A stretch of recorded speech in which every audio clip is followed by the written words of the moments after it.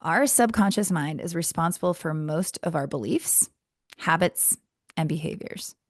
The way we view ourselves dictates how we show up in life, in our relationships, and at work. So if we hold on to limiting beliefs like, I suck, I'm not worthy, I'm not smart, I don't deserve happiness, I can never stick with anything. If we're constantly having these beliefs unconsciously in our body, in the back of our mind, we unconsciously reinforce behaviors that keep us stuck in emotional eating cycles. Welcome to the Balanced Fit and Free podcast, the podcast that goes beyond surface level wellness to explore the deep connection between inner healing and outer health. I'm your host, Raeann Mullins, and I'm here to guide you on a journey of authenticity, intuition, and living aligned with your true purpose. Together, we'll uncover how nourishing your mind and soul leads to vibrant health and lasting happiness. Let's dive in.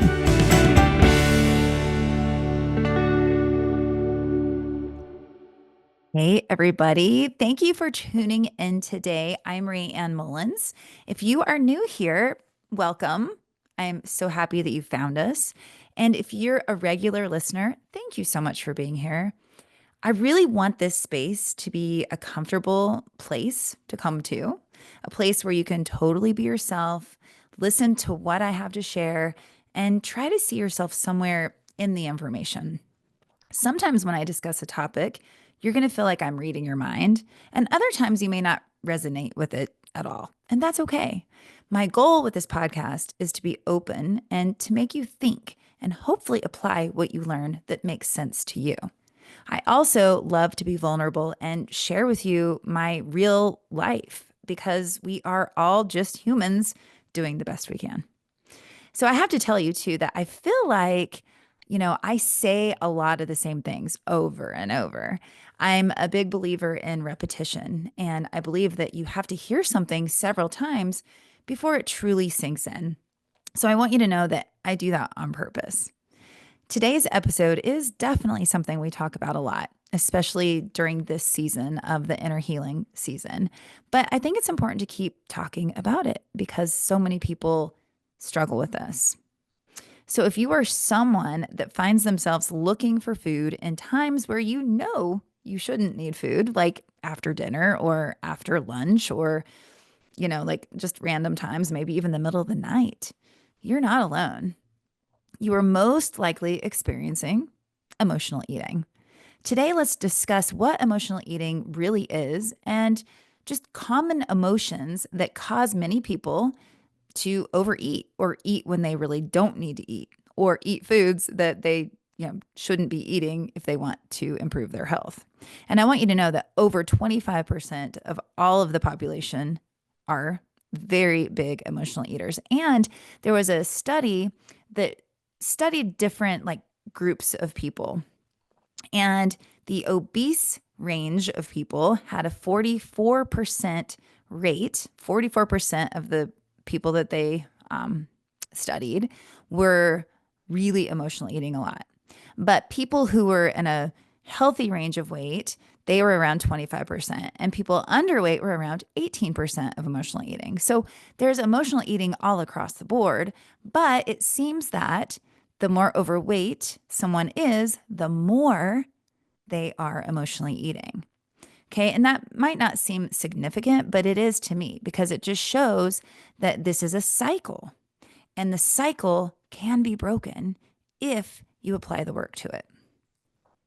Emotional eating, really isn't about the food. It's not about the chips. It's not about the cookies. It's not really about the wine or any other food that we crave during these moments, right? These moments of weakness. It's about needing emotional support. We reach for food not because we're physically hungry, but because we're trying to soothe, suppress, or cope with our deep emotions. And understanding this is really just the first step towards breaking free from emotional eating and creating a more nourishing, aligned life.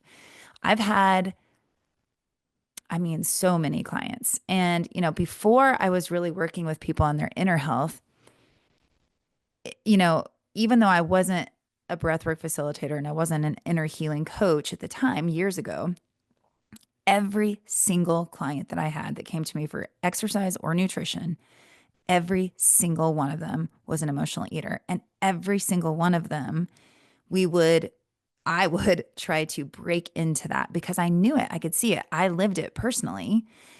And so many people just will not be open to sharing their emotions. And these are the people that would fall off and I either would never see again or they'd come back later with the same goal and they would quit at the same time because they were stuck in the loop and they weren't willing to be aware of their emotional eating.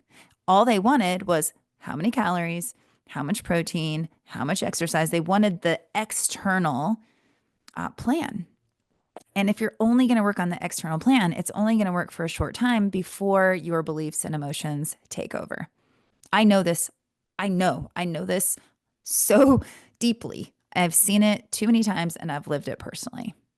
Emotional eating is the act of using food to cope with your emotions rather than to satisfy physical hunger. Okay, we know this. We know that we feed our emotions, not necessarily our body, although our body is getting the excess calories or the food that isn't serving us, right? It often happens unconsciously, which leads to this cycle that I was just talking about. It's a cycle of temporary relief followed by guilt and frustration. Okay, for example, imagine a woman who eats a balanced dinner but finds herself snacking late at night, even though she's not hungry. She might reach for ice cream or chips, for me, cookies, not because she needs the calories, not because she's hungry, but because she feels lonely or exhausted after a long day. Food becomes this source of comfort, but it doesn't address the real emotional needs underneath. Okay, I want to talk about something that I just realized that I didn't think about talking about. Have you ever been, had a really healthy dinner and you're actually full, but you have this gnawing, like feeling in your stomach still? So you think it's hunger, right? Like I've had so many, I bet 90% of my clients that I've worked with have said this to me. They're like, I followed the plan all day long. I feel full, except I have this like emptiness in my belly that makes me feel like I need some carbs. And I'm like, okay, so we analyze their day. We see that no, they've probably had enough carbs. They've probably had physically what they need.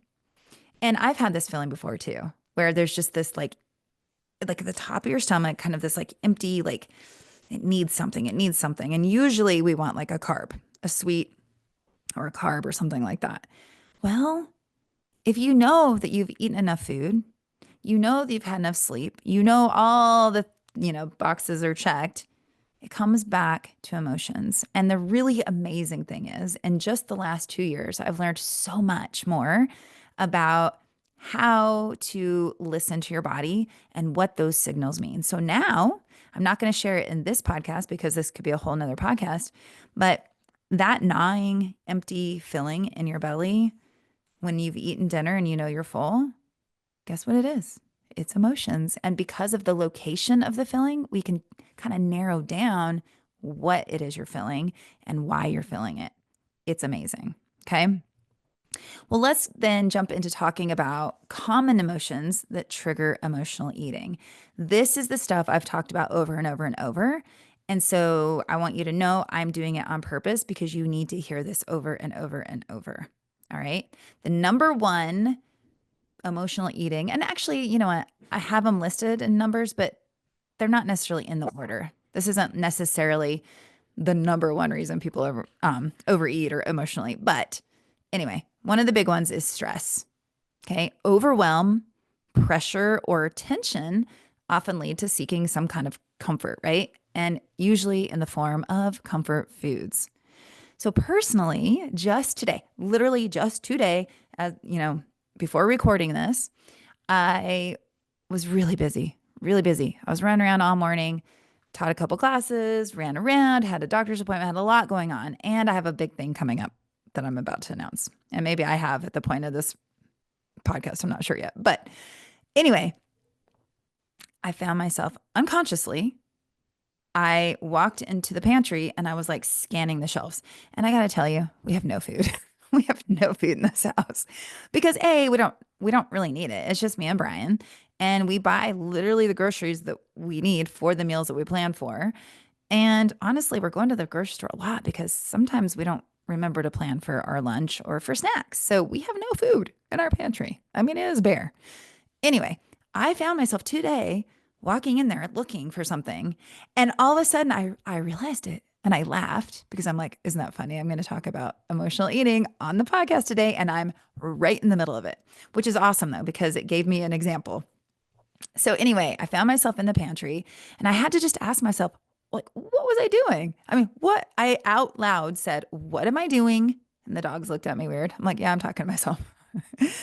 But it was just this automatic response when I was feeling overwhelmed. I was feeling stressed. I was feeling some pressure because I have some stuff coming out.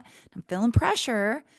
And so I was seeking comfort. I went automatically without thinking about it into the pantry. Now, once I asked myself, like, what was I doing? I was like talking to myself. I'm like, okay, I'm stressed. That's what it is. I had a really nice lunch.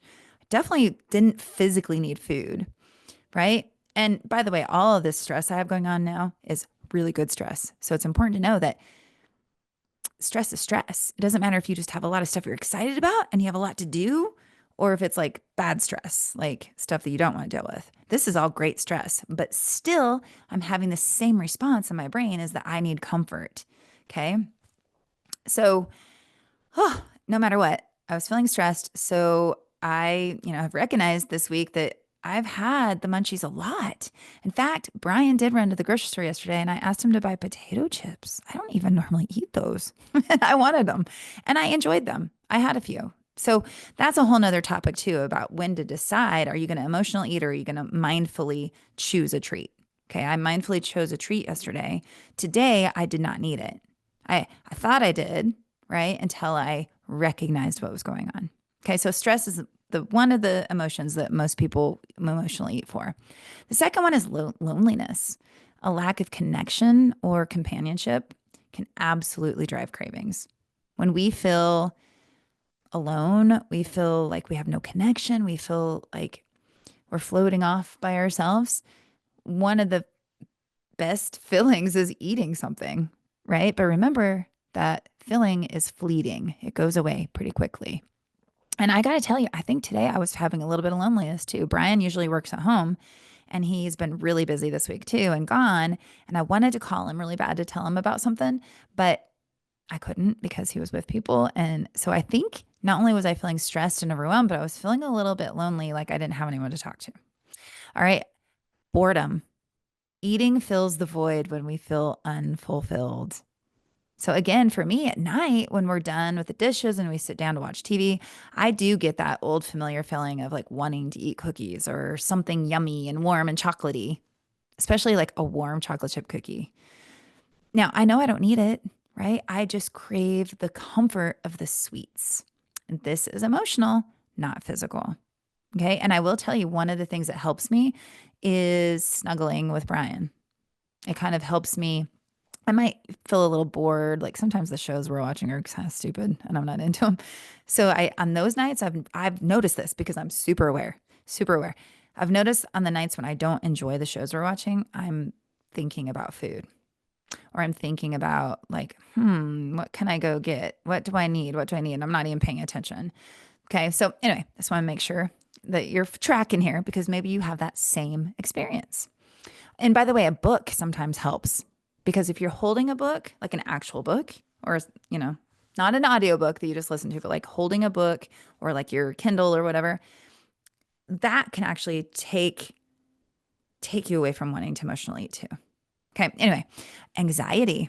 Anxiety is nervousness or worry, right? It can create a desire for distraction through food. Sadness or depression, seeking pleasure in food to counterbalance your low moods.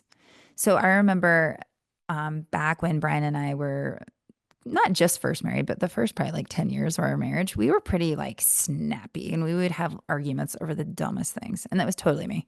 I 100% take credit or blame, I should say. It's not really credit for a lot of our arguments and fights. And The funny thing is, whenever we'd be in a fight and I'd be like, I'm just going to give him the silent treatment.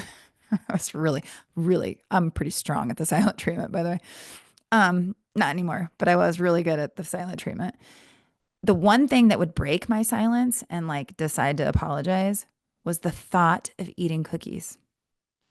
Even just the thought of eating something yummy and comforting would help my sadness, my depression, my anger, and it would be the thing that would reconnect us. So people talk about like makeup sex. We had makeup cookies. Okay. All right. Guilt and shame, feeling unworthy or regretful.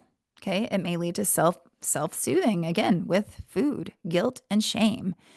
Guilt and shame are big emotions, and you might not even realize that that's what you're feeling because a lot of these emotions can be buried so deep. It could be from 15 years ago. Maybe you were not your best person 15 years ago and did something or said something, or something didn't go the way you wanted it to, and you didn't act as your highest self. Maybe you shoved down that guilt and shame so low that it's finding its way out occasionally, and you're numbing it with food. Just a thought. Anger and frustration. Okay, those are big ones too. Okay, emotional intensity, like the intensity of being angry or frustrated, is going to make you, or could possibly make you, compulsively eat. Or a lot of times, anger and frustration is associated more with alcohol. Okay, not just food. So, either way, to me, I'm calling that emotional eating. Okay, whether you're drinking wine, beer, ciders, or eating cookies, to me, I lump those all into emotional eating. All right, exhaustion.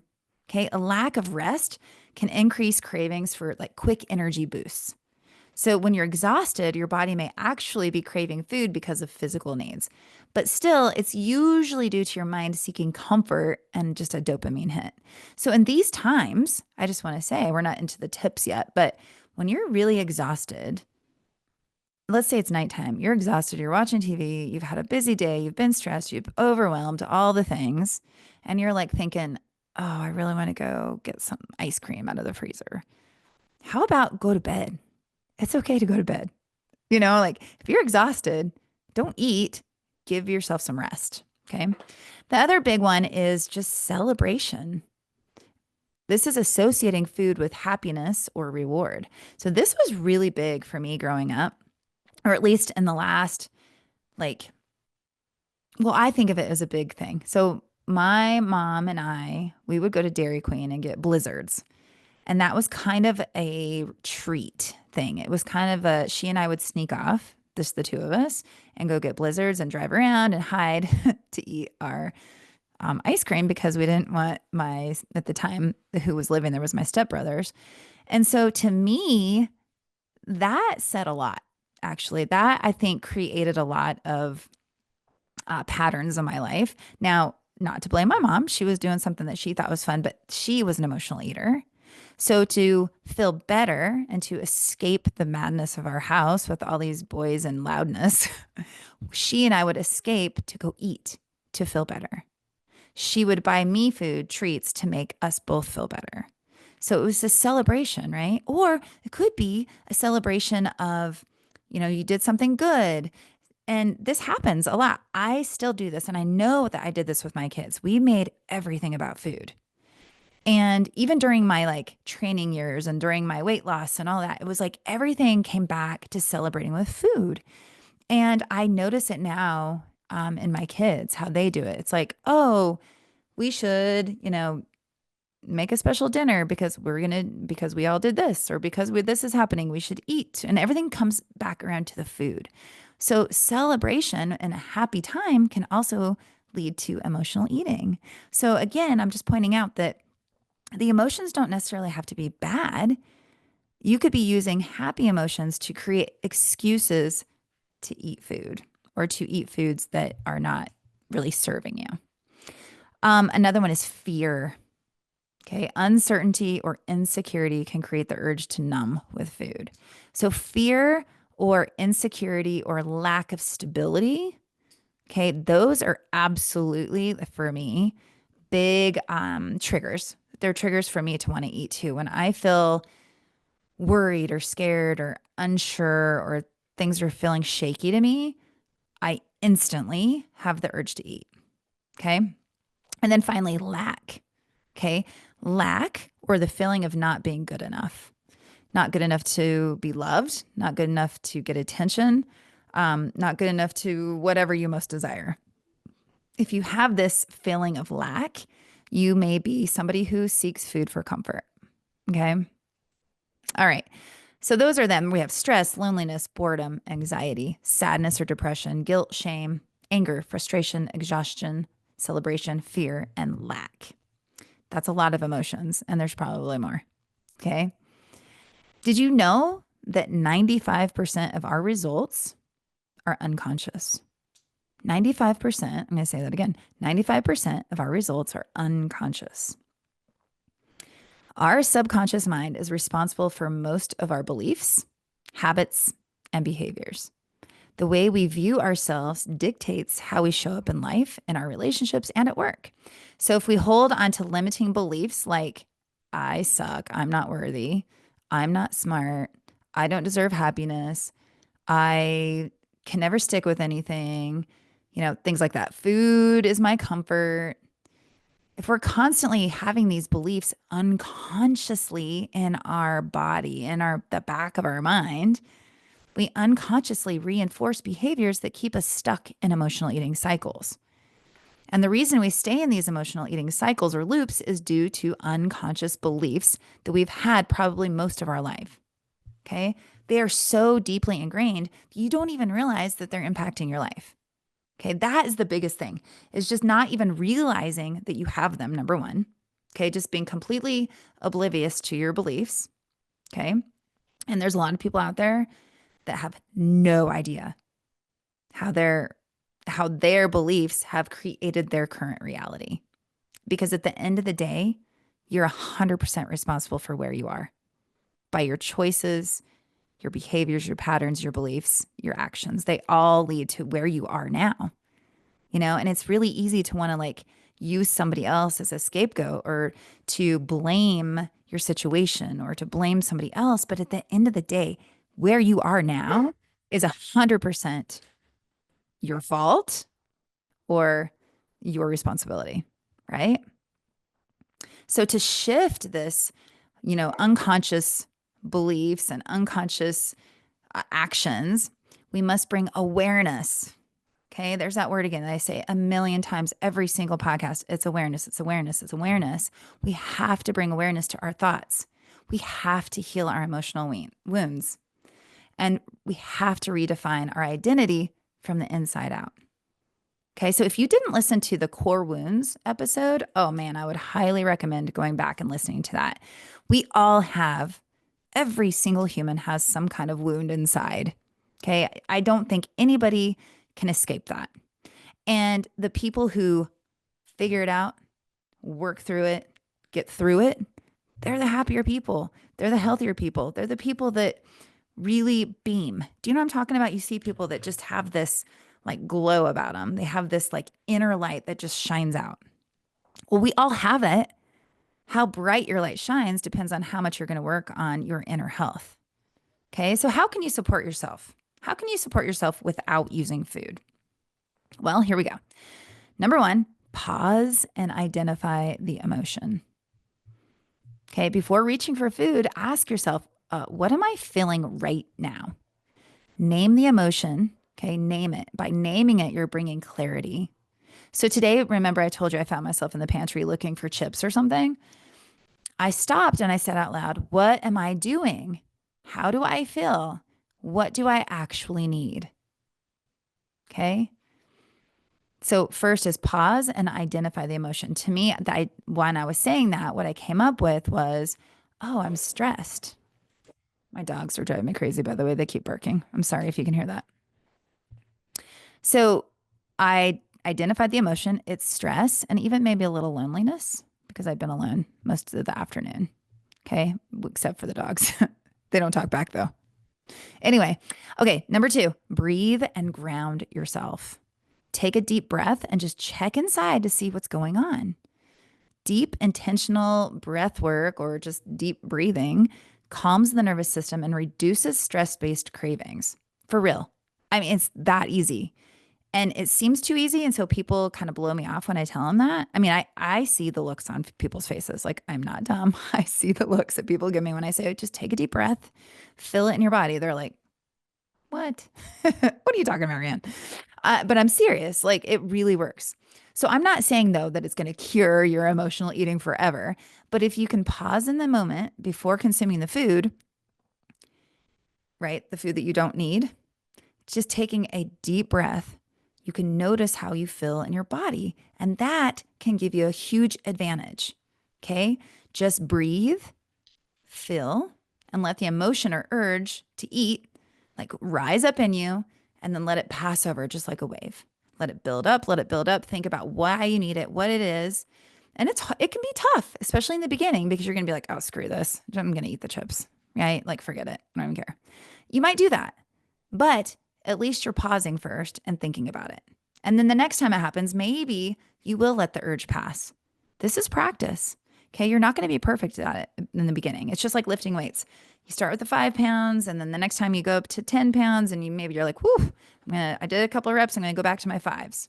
And then the next time you're like, oh, wait, I can do all the 10s. And the next time you're like, maybe I'll do 15s, and you do a couple of reps. And then, so it's just like building up resilience in your body and strength.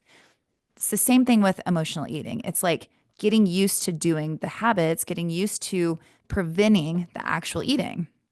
Okay, so we're pausing, we're identifying the emotion, we're breathing and grounding ourselves, and then try to find a quick emotional outlet. Okay, call a friend, jump up and down, like do jumping jacks, go to the bathroom, walk to the mailbox, go get some sun in your face, whatever. Today, I got a thing of sparkling water, and I went outside in the sun, and I threw the ball with my dogs, and this helped. I really just needed a break. So once I came back inside, I didn't really want the food anymore. I mean, I really didn't want the food anymore. And I was ready to get back to work. It was really that simple. But had I not stopped, the very first step is pausing and recognizing the emotion. Had I not done that, I would have eaten whatever I could find in the empty pantry. Okay. I would have found something, and it would have been gross probably. And then later I would have been like, why'd I do that? You know? So number 4, nourish with intention. Okay. Sometimes you really do need food. Okay. Instead of reacting impulsively and grabbing fast, junky treat foods, choose foods that truly support your well-being. And okay. I hear you right now. I hate it when someone says to me, if you're craving sweets, just eat some fruit. And I'm like, yeah, right. Because in a moment of weakness, you don't want the freaking fruit, right? You want the cookie. You want the chips. You want the ice cream. But what I'm saying is, if you do the first few steps, you pause, you breathe, you look for an emotional outlet first, you might find that, you know what, you are actually hungry and you might need food. And at this point, because you've paused, you've breathed, and you've checked your emotions, at this point, you might actually feel like you can select a healthier snack versus a caloric nightmare. Okay. So that's the difference. And that's what those people are saying to us. They're saying the same thing. They're saying, instead of grabbing a cookie, grab an apple. And you're like, I want to punch you in the face right now because I don't want a freaking apple. But what they mean is what I just told you. Pause, identify the emotion, ground yourself, check your emotions. If you're truly hungry, you're going to eat something healthier. Okay. But also sometimes you'll still choose the unhealthy thing, but that's your choice. Okay. Number 5 is reframe your thoughts. We have to shift from, I need this to feel better. I need sugar to feel better. Or I need this right now. I need some wine. We say this word need. We don't need it, right? So we need to shift from saying, I need this, whatever it is, food. We need to shift it to another statement like, I am safe. I am supported. I am capable. I am smart. I am loved. I can do this. Because remember, we're identifying what the emotion is. So if you're stressed, maybe you need to say, I've got this. The food's not going to make me be unstressed. It's just going to create more stress. So I've got this. I'm capable of handling whatever you're stressed about. Or maybe you're feeling lonely. You can remind yourself that you are supported. You have plenty of people that love you and support you. So reframe your thinking from, I need this food, I need this snack, I need this alcohol, I need this, to whatever. Remember, you've already gone through the process of identifying your emotion. What do you need that you already have? Because you already have most of the time what you need. So you just remind yourself. Okay. Also, just a couple other little things, or one more thing. Prioritizing your rest and recovery is crucial. Okay. You've got to address your emotional depletion by focusing on sleep, relaxation, and mindful activities. We are doers, goers, busy makers, right? We are like constantly achieving and striving. I mean, I know that I love to be productive. I mean, seriously, on today is Thursday, I think. On like Monday, I think I was like a rock star. I was knocking out so much stuff. And at the end of the day, I said to Brian, I was like, today was amazing because I almost knocked out my entire to-do list.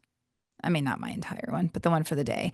And it felt incredible to me. It was so, so amazing. Right. So we like to be busy. We like to be productive, and that's fine. But you have to notice when it's time to recover. You have to rest. You have to sleep, because you cannot keep up that high level of achieving and doing if you are exhausted. Okay. And then we get exhausted, which leads to emotional eating. We are overstressed, which leads to emotional eating. We don't get enough sleep, which guess what? Leads to emotional eating. Do you see what's happening here? There's so many emotions, so many things that lead to overeating and eating when we really don't need it, and eating things that we just really don't need. Okay. So I want to tell you more about Nourish, my newest program. I'm so excited for it coming out. It'll be coming out pretty soon. So mid-April, mid to late April is when we're going to start the first cohort. So this is a group program. And the reason I'm doing it as a group program is because having support and hearing other people who are just like you can be just life-changing. At first, it might feel a little uncomfortable for some people who aren't used to sharing. But once you do, and you start letting out those beliefs and you start letting out those emotions, it's incredible what you can accomplish, and with other people. It is amazing. And then you can be bonded to those people if you want to be. And if you don't, then you don't have to be either. Okay. So, I wanted to create this program around healing from the inside out. Okay. When we just focus on our diet and exercise, we're missing out on several other areas of our life. And honestly, I believe those other areas of life have a greater impact on how you eat and how you get results. And I got to tell you, I've been avoiding this program for a while. I wanted to do this. And actually, part of my balance method is this, but it was just a touch because honestly, I was worried that people wouldn't want it, because it's really not a weight loss program. Okay. It's not about losing weight. It's about losing old beliefs and old patterns so that you can lose weight or insert whatever goal you want. Okay. In fact, many people believe that they need to lose weight before they start having a full life, or before they apply for the job, or before they find a mate. No, I believe that you need to step into your full life now, and then you will get the results that you desire. But it's going to take time. It's going to take some inner work to get there. So many emotional eating programs and weight loss programs and, nutrition programs are only focused on the surface level nutrition and meal planning. Okay. And while eating well is absolutely important, it's just not the whole picture. So the Nourish program goes deeper. It's addressing the root causes of emotional eating. We just talked about a lot of it. Okay. And you could just listen to this podcast. And if this is all you need and you can apply it to your life, awesome. But being in the program for 12 weeks is going to help you really uncover the core wounds and your unmet emotional needs. We're going to work on releasing fear, guilt, and unworthiness around food and body image. We'll create a personalized, sustainable nutrition plan that supports balance and joy in life. Okay. Mindful eating versus emotional eating. how to create a balanced plate, how to balance your blood sugar, but while supporting your emotions. We're going to integrate breath work and meditation, okay, for emotional resilience. And I'm going to teach you how to reconnect with your authentic self and your inner wisdom. Okay, by doing the inner work, you'll no longer rely on food for comfort. And instead, you're going to step into a life that feels truly full and joyful. Healing emotional eating isn't about restriction or control, it's about freedom, self trust, and nourishment from the inside out. Okay. And like I said just a moment ago, the program does touch on creating a balanced nutrition plan and movement because they are still important. But the majority of the program dives deeper from the surface that most programs cover. This is not a diet program. I'm going to say that again. Okay. It is not a diet. Okay. This is not a weight loss program. It's a program to help you stop the self-sabotage around your nutrition and exercise and finally find a solution for yourself. And you know what? That most likely will lead to weight loss if that's what you need. Okay? If you're ready to break free from emotional eating and transform your relationship with food and your body, be sure to listen for the announcement of the new program starting, like I said, mid to late April. I'm so excited, and I believe that this program is kind of what I was put here for. And I've thought that before, but I've always had this like missing feeling. Like I've always felt like there was just something missing. And now I'm like, this was it. This is like everything I've worked for, everything I've been doing has led up to this point, and I am so thrilled. So I hope you'll check it out. Or if it's not for you, maybe share it with a friend that has some of these issues. Okay. Thank you so much for being here today. Please remember to share this episode with any of your friends or coworkers. We together can change the diet culture and make this a much happier place to be. So thank you so much. I will be catching you next week. Bye-bye. Thanks for tuning in to this episode of the Balanced Fit and Free podcast. Remember, the key to a balanced life starts within. If you enjoyed today's discussion, please subscribe, share, and leave a review to help others on their journey. Until next time, stay true to yourself and keep living balanced, fit, and free.